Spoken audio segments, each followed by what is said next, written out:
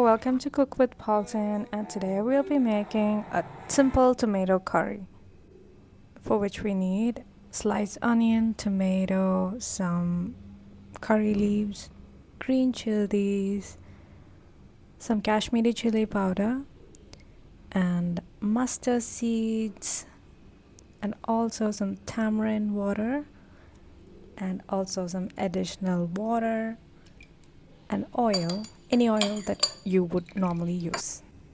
And the first step is to, into a hot pan, add some oil and some mustard seeds, let it splutter, add the curry leaves, the sliced onion, and the tomatoes, let it cook for a while, and also add the green chilies.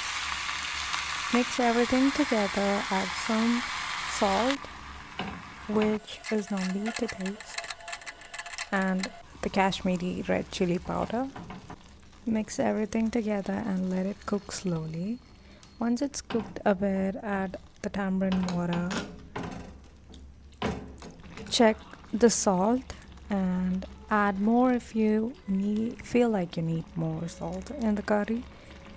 And once the curry is of the consistency that you want, you could switch off the fire and eat it with some rice, chapati, or whatever you prefer.